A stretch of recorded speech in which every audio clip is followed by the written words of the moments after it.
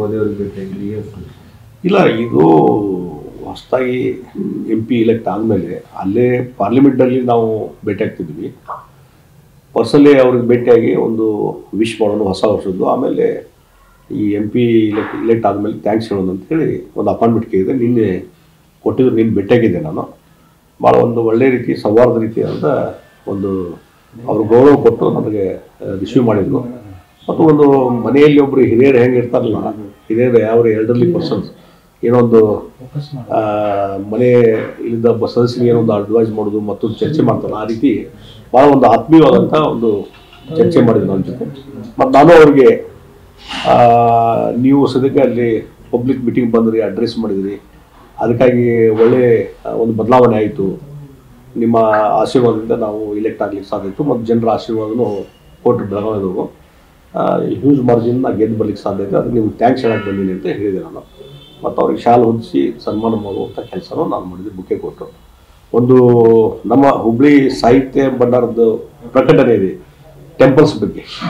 ಆ ಟೆಂಪಲ್ಸ್ ಬಗ್ಗೆ ಇಡೀ ದೇಶದ ಪುರಾತನ ದೇವಸ್ಥಾನ ಇದ್ದಾವಲ್ಲ, ಅದ್ರ ಬಗ್ಗೆ ಒಂದು ಹಿಸ್ಟ್ರಿ ಆಮೇಲೆ ರಿಸರ್ಚ್ ಮಾಡಿದಂಥ ಒಂದು ಗ್ರಂಥ ನನಗೆ ಸಿಕ್ತು.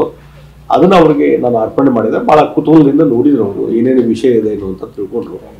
ಭಾಳ ಒಳ್ಳೆ ರೀತಿಯಿಂದ ಸೌಹಾರ್ದ ರೀತಿಯಿಂದ ಒಂದು ಚರ್ಚೆ ಆಯಿತು. ಮತ್ತು ಭಾಳ ಮುಖ್ಯವಾಗಿ ನಾನು ಹೇಳಿದ್ದು, ಏನು ಈ ಭಾಗದಲ್ಲಿ ಅಭಿವೃದ್ಧಿ ಕೆಲಸಗಳು ಆಗಬೇಕು, ಅದರಲ್ಲಿ ನಮ್ಮ ಬೆಳಗಾವಿ ಕ್ಷೇತ್ರಕ್ಕೆ ಉಡಾನ್ ಯೋಜನೆಯನ್ನು ನೀವು ಬೆಳಗಾವಿಗೆ ಕೊಟ್ಟಿದ್ರಿ, ಬೇರೆ ಬೇರೆ ಟೈರ್ 2 ಸಿಟಿ ಕೊಟ್ಟಿದ್ರಿ. ಅದರಿಂದ ಭಾಳಷ್ಟು ಏರ್ಪೋರ್ಟ್ಗಳು ಡೆವಲಪ್ ಆಗೋದು, ಬೇರೆ ಬೇರೆ ಸಿಟಿಗಳಿಗೆ ಕನೆಕ್ಷನ್ ಸಿಕ್ತು, ಏರ್ ಕನೆಕ್ಷನ್ನು. ಇಲ್ಲ, ಅದ್ರ ಬಗ್ಗೆ ಭಾಳ ಜನರು ಒಂದು ಅಭಿಪ್ರಾಯ ಒಳ್ಳೇದಿದೆ ಅಂತ ಅನ್ನೋದು. ಅದಕ್ಕೆ ಹೌದು, ಕರೆಕ್ಟ್ ಅಂತಂದ್ರು. ಆಮೇಲೆ ಆದರೆ ಆ ಪೀರಿಯಡ್ ಮುಗಿದ ಮೇಲೆ ಆ ಏರ್ಲೈನ್ಸ್ ಅವರು ವಿಡ್ರಾ ಮಾಡ್ತಾ ಇದ್ದಾರೆ ಫ್ಲೈಟ್ಸ್ಗಳನ್ನು.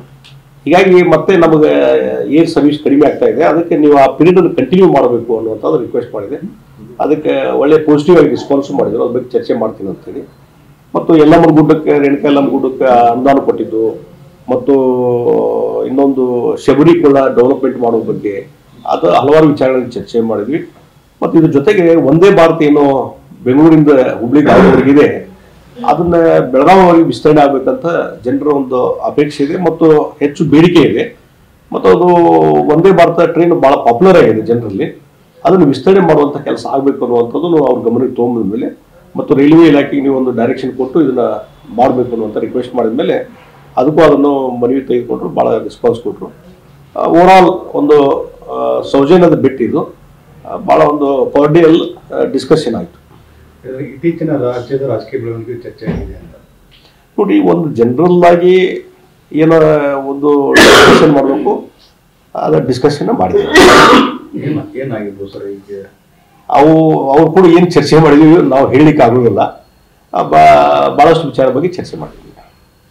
ಅಲ್ಲ, ಆಂತರಿಕ ಪಕ್ಷದ ಆಂತರಿಕ ವಿಚಾರಗಳನ್ನು ಚರ್ಚೆ, ಒಟ್ಟು ಓವರ್ ಆಲ್ ಪೊಲಿಟಿಕಲ್ ಸೀನಿಯರ್ ಬಗ್ಗೆನೂ ಅವರಿಗೆ ಫೀಡ್ಬ್ಯಾಕ್ ಕೊಟ್ಟಿದ್ದೀನಿ.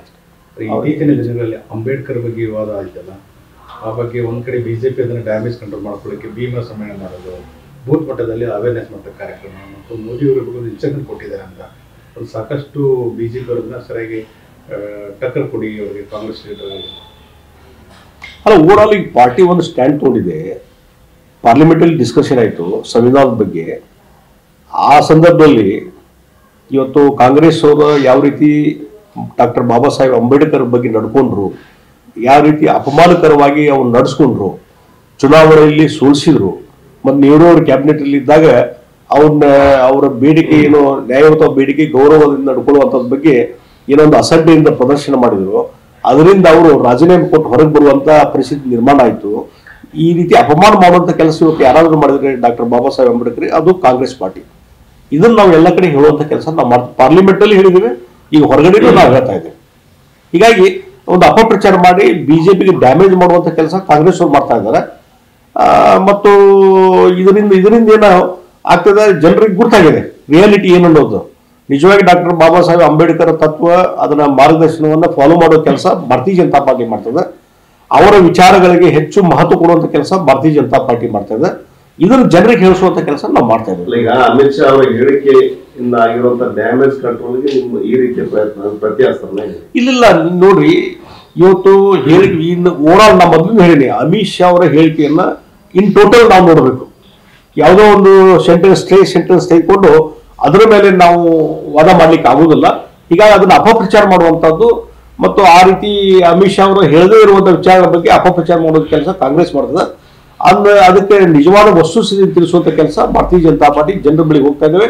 ಮತ್ತು ಸಂವಿಧಾನ ಬಗ್ಗೆ ಅಲ್ಲಿ ಚರ್ಚೆ ಮಾಡ್ಲಿಕ್ಕೆ ಅವಕಾಶ ಕೊಟ್ಟಿದ್ದ ಭಾರತೀಯ ಜನತಾ ಪಾರ್ಟಿ, ಒಬ್ಬ ಇಂಡಿಯಾ ರೂಲಿಂಗ್ ಪಾರ್ಟಿಯಾಗಿ ನಾವು ಅವಕಾಶ ಕೊಟ್ಟಿದ್ದ ಮೇಲೆ ಇವರೆಲ್ಲ ಚರ್ಚೆ ಬಂದು, ಇಲ್ಲದ್ರೆ ಈ ಚರ್ಚೆ ಮಾಡ್ಲಿಕ್ಕೂ ತಯಾರಿದ್ದಿಲ್ಲ ಅವರು.